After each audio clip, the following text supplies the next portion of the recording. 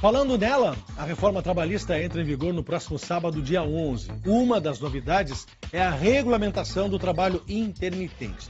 As empresas poderão contratar alguém para prestação de serviços esporádicos, pagando apenas pelas horas de serviço prestado. Entenda como é que vai ficar isso na reportagem. Na fila de emprego, o desejo de todos é conquistar uma vaga. Oscar está desempregado há 10 anos. Vender café foi o jeito de ganhar a vida, mas sem nenhuma garantia trabalhista. Eu tenho que pagar meu INSS separado do meu bolso para ter direito à previdência. Se eu não pagar do meu bolso, eu não posso me encostar, entendeu? Vinícius atua como autônomo há 2 anos. Tem qualificação técnica exigida por empresas que contratam o serviço. Mas a carteira de trabalho continua em branco. Devido à economia, à crise política que está tendo, certo? Recentemente caiu um pouquinho os trabalhos, certo? Aí agora eu procuro algo fixo para voltar a estudar, entendeu? Para me colocar novamente no mercado de trabalho. Aumentar as ofertas de emprego e retomar o crescimento da economia. Essas foram as principais justificativas para aprovar a reforma trabalhista. O texto entra em vigor no próximo dia 11. A consolidação das leis do trabalho recebeu alterações importantes. Entre elas, a criação do autônomo exclusivo, a terceirização também na atividade fim das empresas e o parcelamento de férias em até 3 períodos. Para este procurador do Ministério Público do Trabalho aqui no estado, a nova legislação reduz a força dos empregados no mercado. Existem vários artigos questionáveis do ponto de vista constitucional, do ponto de vista da relação com as convenções internacionais, e nós vamos focar no estudo dessas situações e vamos trabalhar para que, por exemplo, a saúde não vire objeto de negociação, né?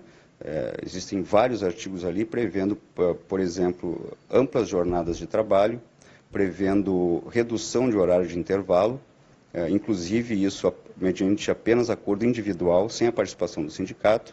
E nós temos que tomar muito cuidado com isso, porque o que está em jogo aí é a saúde e a segurança do trabalhador. Isso para dar só um exemplo em relação a essa reforma que foi feita.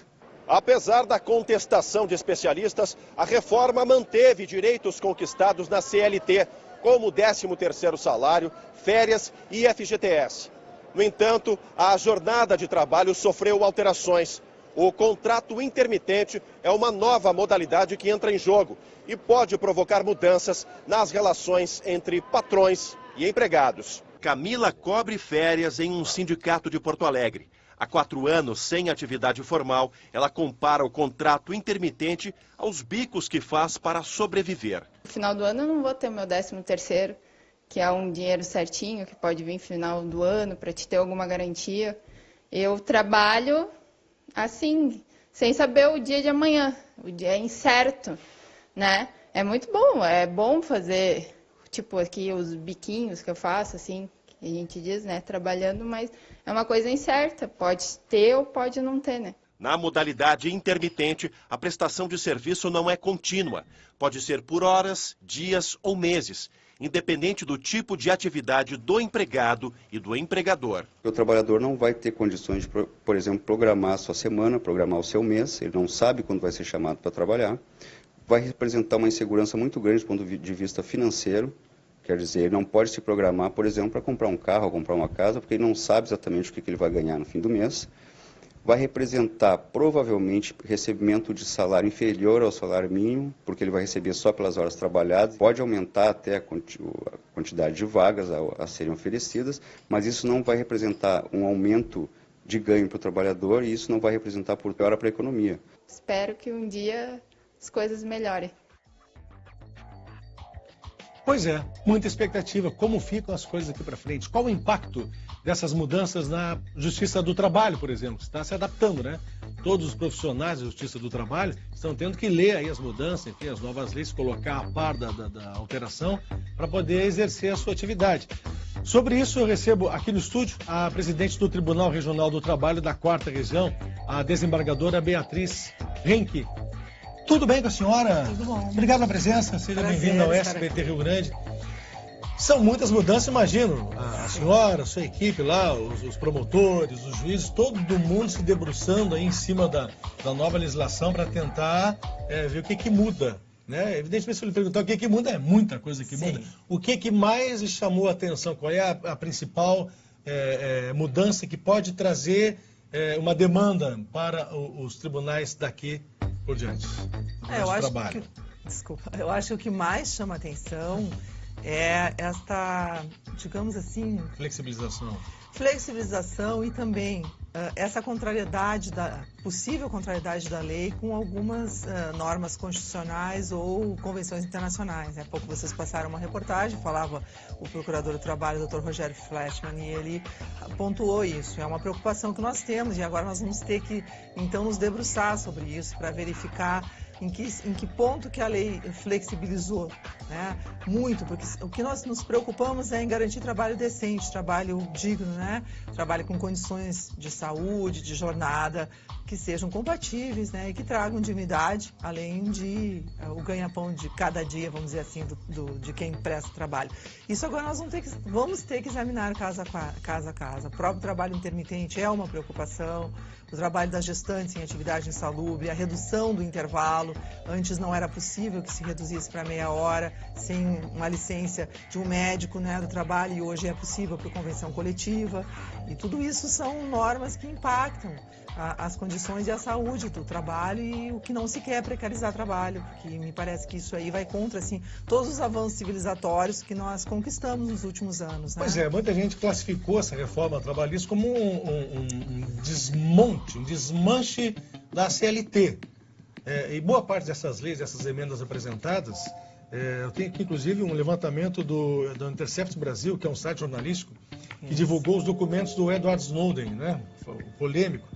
E ele examinou esses sites, 850 emendas apresentadas aos deputados, né, pelos deputados, e durante a discussão dos processos, enfim, quase 40% das emendas foram redigidas em computadores de representantes das confederações ligadas aos bancos, à indústria e empresas de transporte e logística, boa parte delas centrada no centro do país, Rio e São Paulo.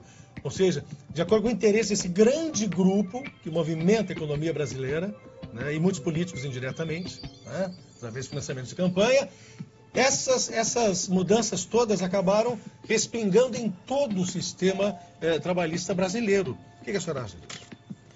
Bom, o nosso sistema trabalhista é um sistema protetivo do trabalho digno, como eu disse, né? Nós temos, os direitos trabalhistas são direitos fundamentais sociais. Então, de fato, a lei, ela altera muitas questões, e o que nos preocupa é essa questão do negociado sobre o legislado e a própria negociação individual entre patrão e empregado, né? Porque qual é o risco disso?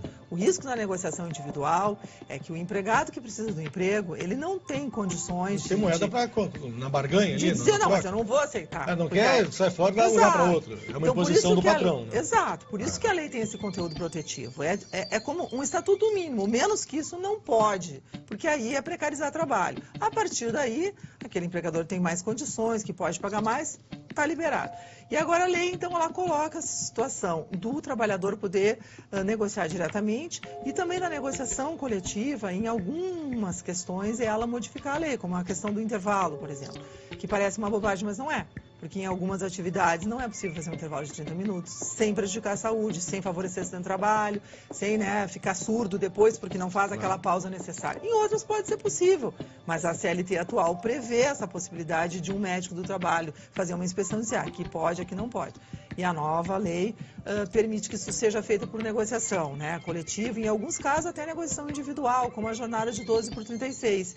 E isso é uma grande preocupação que nós teremos que atentar. Nós não podemos, aí nós temos que compatibilizar com as normas constitucionais que garantem saúde e segurança, porque senão nós vamos ter uma população de doentes, né? Claro. Desembargadora, uma dúvida de boa parte dos nossos espectadores. As pessoas que já entraram na justiça para uma demanda trabalhista, como é que fica a situação delas? Continua correndo judicialmente com as leis anteriores ou vão ser adequadas às novas leis? Como é que fica isso? Aí nós temos duas questões. Porque houve modificação das leis que se diz de direito material, que é aquela lei da vida, né, da prática da vida. Essas, com certeza, vão continuar. Se a relação já estava em juízo, né, a discussão do trabalhador pelo seu trabalho na lei anterior, vamos aplicar as regras anteriores. Mas também houve alteração das regras processuais. E aí vai haver uma discussão se o processo ainda não encerrou. Se ele já está no tribunal, se já foi julgado, não. Mas digamos se ele ainda está em curso. Né? Vamos poder admitir algumas alterações processuais, porque há alterações até de acesso à justiça, né? Nessa lei. Alterações da justiça gratuita, que está se propondo que não seja totalmente gratuita, isso até é objeto de uma ação de inconstitucionalidade no Supremo, e isso é uma grande discussão que nós teremos que fazer. Isso se chama aplicação da lei no tempo, né? Então ainda temos aí que aguardar para ver como se vai decidir essa questão da aplicação da lei processual. Eu, pessoalmente, agora estou falando como eu, juíza do trabalho, entendo que os processos que ingressaram com a lei anterior deveriam seguir. A não ser as regras que favorecem. Por exemplo, houve uma alteração grande na contagem dos prazos. Né? Antes os prazos se contavam por dias corridos e agora por dias curtos. Então, sempre que puder beneficiar o trabalhador. Nesse caso, beneficia não só o trabalhador, como até os advogados. Sim. O nosso tribunal até já tomou providências para que, se não haja essa discussão, nós suspendemos, interrompemos a contagem dos prazos aqui há uma semana atrás e eles voltarão, então, a ser contados após a lei, já nessa versão mais benéfica. Isso que não há dúvida. Mas nós temos muitas dúvidas ainda. Imagina, muita gente. É assunto, tem muito pano para manga ainda, né? Desembargadora Beatriz Henke, presidente do Tribunal Regional do Trabalho da 4ª Região aqui do Rio Grande do Sul. Muito obrigado pela sua presença no SBT Rio Grande. Obrigada pela possibilidade de vir aqui, pelo espaço. O espaço está aberto. Sempre que quiser, pode retornar. Obrigado. É assunto. A gente vai seguir com esse assunto amanhã, né, gente? Porque é um assunto, semana que vem, né? Semana que vem vamos seguir, porque são muitos detalhes, é um assunto muito vasto e extenso, não cabe num programa só, evidentemente, tá? Vamos ao